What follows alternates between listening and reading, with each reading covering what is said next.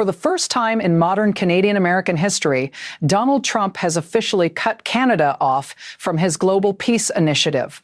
Prime Minister Mark Carney responded in 6 words that stopped Washington cold. BBC, Reuters, and the New York Times all confirmed it. And what comes next could permanently reshape North American politics as we know it. Before we go any deeper, subscribe right now and hit that bell. What's coming in the next 20 minutes will completely change how you understand this story. Let's go. Let's set the stage, because this story did not come out of nowhere. The date is January 23rd, 2026. The location, Washington, D.C., the key players, United States President Donald J. Durkhead, Trump and Canadian Prime Minister Mark Carney, the former governor of both the Bank of Canada and the Bank of England, the man elected specifically because Canadians believed he was the one person with the economic credibility to manage this relationship. Now, just weeks earlier, Trump had launched what he called his Board of Peace, a handpicked international coalition of nations he wanted to help broker global conflicts, including in Gaza. Canada had accepted the invitation. Carney himself publicly said he intended to participate, but here's the critical context that most coverage is missing. This revocation did not happen in isolation. It came directly after Carney made a public statement, so direct that it landed with significant force inside Washington. And that statement, we'll get to it in a moment, because understanding why Trump pulled the invitation tells you everything about where this relationship is actually headed. Hit that like button right now if this is already making more sense than anything else you've seen on this story. The biggest details are still ahead. Don't go anywhere.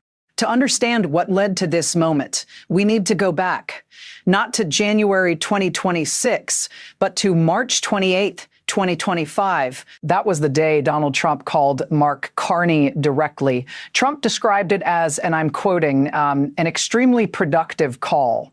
But here's what emerged from that conversation, confirmed by CBC News. Trump raised the idea of Canada becoming the 51st state, again, on the phone, to a sitting prime minister. Carney's response? He did not flinch. He told Trump directly, later confirmed publicly, that Canada is not for sale. Not now, not ever. Fast forward to May 6th, 2025, Carney flew to Washington, sat in the Oval Office with Trump directly across from him, and right there on camera, Trump again raised the 51st state idea, adding his now documented phrase, never say never. Carney looked at him and replied, and I want you to catch every single word, it's not for sale. Won't be for sale ever. Words. According to reporting from NPR, the New York Times, and the BBC, that directness from a foreign leader in the Oval Office on camera drew significant international attention, because the diplomatic convention in those settings is carefully managed language, and Carney departed from that convention deliberately. Now, here's where the documented timeline becomes critical. According to CNBC's reporting from January 23rd, 2026, in the weeks leading up to the Board of Peace revocation, Carney delivered a speech warning of, and I'm quoting directly from the documented record, a rupture in the U.S.-led global order. He said it publicly. He put it on record shortly after that speech. Trump posted his revocation announcement. The timing was noted by Reuters, BBC, Al Jazeera, The Guardian, and The New York Times within hours. Trump's statement was direct. Please be advised the Board of Peace is hereby withdrawing its invite to Canada.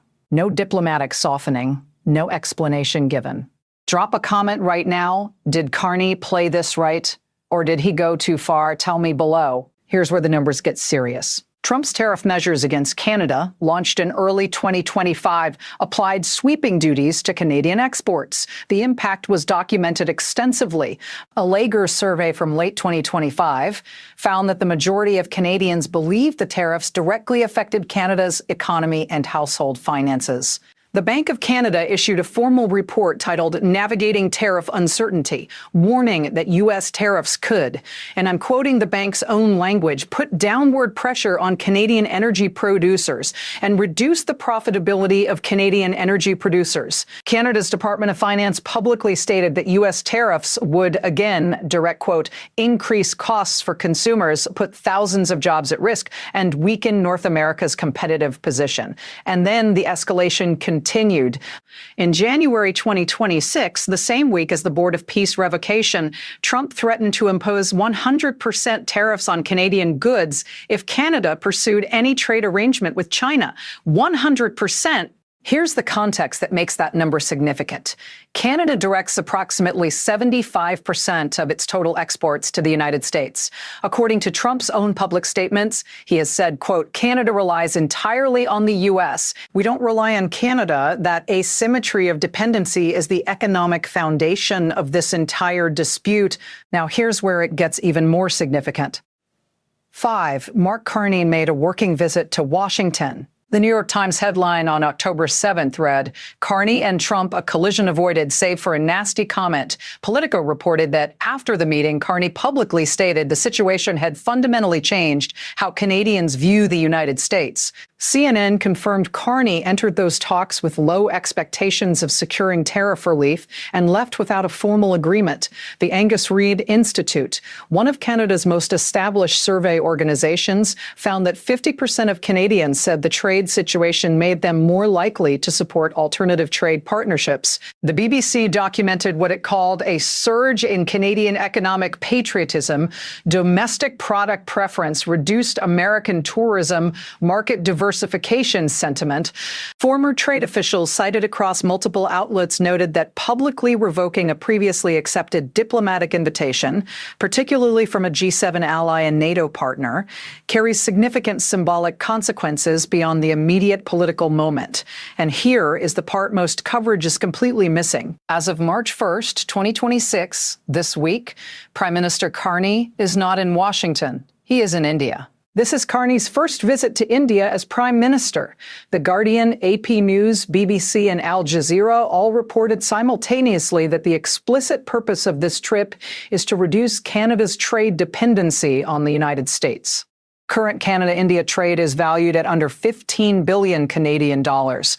But Carney is meeting Prime Minister Modi, meeting business and industry leaders, and according to the New York Times, on February 28th, also visiting Australia and Japan, building what the Times described as middle power bonds. That phrase matters. Middle power is a term from international relations. It describes nations significant enough to shape global systems, but not dominant enough to control them unilaterally. Canada, India, Australia, Japan, if that coalition deepens, it represents a meaningful shift in how democratic nations coordinate economic policy independent of U.S. direction. The trade redirection potential is significant. Even a modest diversification of Canada's export base away from U.S. dependency would mark a structural change in North American economic architecture that would have been considered unlikely just 3 years ago. Quick reminder, if you haven't subscribed yet, do it right now. This level of breakdown takes real work, and your subscription is what makes it possible. Hit it. Let's look at how the international community responded, because the reaction is as revealing as the event itself. In Washington, the Trump administration offered no formal diplomatic statement beyond the social media post. No press briefing, no State Department guidance. CNBC described the revocation as widening the rift with Canada. In Canada, polling by Angus Reid found that half of Canadians actively support pursuing alternative trade partnerships in response. The BBC documented a measurable cultural shift in how Canadians relate to American goods and travel. From an international relations perspective, analysts cited across multiple outlets made a consistent observation. When a previously accepted diplomatic invitation is publicly revoked with no explanation, it creates domestic political pressure on the receiving government that makes future compromise structurally more difficult to execute. Media coverage was global. Al Jazeera, Reuters, The Guardian, BBC, AFP all ran major analysis pieces. The consistent framing across outlets, this was not a routine bilateral dispute. This represented a documented shift in how a major U.S. ally was positioning itself in response to sustained economic and diplomatic pressure. But here's what makes this story genuinely complicated. On February 28, 26, 2 days ago, Prime Minister Carney publicly supported U.S. military action targeting Iran's nuclear program. Even amid significant trade tensions, Carney aligned with Washington on the Iran security question, illustrating the full complexity of this bilateral relationship. Analysts cited by CBC and The Hill noted this alignment as evidence that Canada is pursuing a selective engagement strategy, resistance on economic sovereignty questions, cooperation on shared security interests. Think back to 1971, the last time Canada-U.S. relations experienced a shock of comparable scale. That was the year Richard Nixon imposed a 10% surcharge on all U.S. imports, including Canadian goods, without any consultation with Ottawa. Canadian Prime Minister Pierre Trudeau called it a fact of life and quietly began diversifying Canada's trade relationships. Sound familiar? There are documented historical parallels worth examining. But here's the critical difference. In 1971, Nixon's surcharge lasted 4 months. The current tariff measures have now been in place for over 12 months, with no publicly confirmed resolution timeline. Look at the FTA negotiations of 1988. Canada and the U.S. almost didn't reach a free trade agreement. The talks nearly collapsed repeatedly. What saved them? Political will on both sides to recognize mutual economic dependency. Today, that political will is absent on the American side, replaced, according to every piece of reporting available, by a strategy of economic pressure as foreign policy leverage. And then there is the precedent of 2018 to 2019, the USMCA renegotiation. Trump imposed steel and aluminum tariffs on Canada. Canada retaliated with dollar-for-dollar counter tariffs. The conflict lasted over a year before resolution, but crucially, in 2018 to 2019, both sides were working toward a negotiated outcome. They got there. What makes 2020-26 categorically different is the annexation rhetoric. No American president has ever publicly, repeatedly, and with apparent seriousness suggested absorbing Canada as a territory, not in 1971, not in 1980, not in 2018. This is genuinely without historical precedent in the modern era. And it changes the political calculus on the Canadian side in ways that make simple trade resolution structurally more difficult. Real quick, hit that like button if this breakdown is giving you clarity no one else is. 1 second means everything. Now back to it. So what does all of this actually mean? Let's break it down layer by layer. Inside Canada, polling consistently shows that Carney's positioning, emphasizing Canadian economic sovereignty, maintains strong domestic support. Every public reaffirmation of that position appears to stabilize or improve his standing. The domestic political calculus creates real constraints on how much flexibility he has in any future negotiation. Inside the U.S., Canada is a secondary domestic political consideration for most American voters. That asymmetry of political attention is itself a structural risk. It means decisions made in Washington may not fully account for the long-term consequences to the bilateral relationship. The $800 billion USD annual trade relationship includes deep supply chain integration, particularly in automotive manufacturing, where components cross the border multiple times before a vehicle is completed. Sustained disruption at this scale creates downstream effects that affect American manufacturers, workers, and consumers alongside Canadian ones. Under USMCA, the trade agreement signed during Trump's first term, multiple trade law experts cited in Canadian media have assessed that many of the current tariff measures may be inconsistent with treaty obligations. Canada has filed formal WTO challenges. Resolution through those channels typically takes years. The economic impact accumulates in real time. What Carney is building India, Australia, and Japan is not simply trade diversification. In international relations terms, it represents the early construction of an alternative coordination framework, democratic nations of significant economic weight operating with reduced reliance on U.S.-led direction. If that framework solidifies, it would represent a meaningful shift in the post-1945 assumption that democratic allies automatically align with American strategic priorities. Here's what happens next, and the timeline matters. In the next 30 days, Carney will complete his India, Australia, Japan tour and return with either framework trade agreements or memoranda of understanding. Watch for those announcements. They will be the first concrete evidence of whether this pivot is real or rhetorical. In the next 90 days, USMCA has a scheduled joint review in 2026.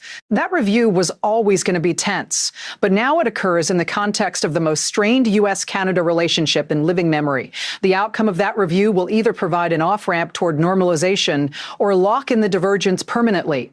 The best-case scenario, Trump's team, recognizing the economic cost to American consumers and industries, uses the USMCA review as a face-saving mechanism to roll back the most extreme tariff measures in exchange for Canadian concessions on energy pricing or border security. Both sides claim victory. The relationship normalizes, scarred but functional. The more difficult scenario, the tariffs remain. The 100% tariff threat gets implemented. Canada successfully builds its alternative coalition. NORAD and Five Eyes relationships begin experiencing friction as political trust erodes. The two countries, despite sharing the world's longest undefended border, begin a slow, structural drift towards strategic decoupling.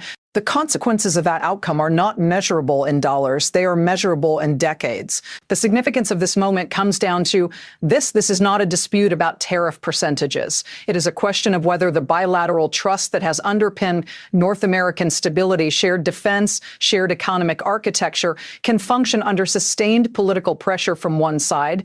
4 things to take away from everything we covered today. 1. Trump's Board of Peace revocation in January 2026 was a documented response to Carney's public warning about a rupture in the U.S.-led global order. 2. Carney's 6-word Oval Office response created a political constraint that limits both sides' negotiating flexibility going forward. 3. The economic stakes are in the hundreds of billions, and Canada is actively building an alternative trade architecture centered on India, Australia, and Japan right now, this week. 4. The USMCA review is coming, the tariff situation is ongoing, and the next 90 days are consequential. This story is not close to over. Subscribe so you don't miss the next development as it breaks. Drop a comment below. Do you think the U.S.-Canada relationship can be repaired? I want to hear your perspective. Until next time, stay informed, stay analytical.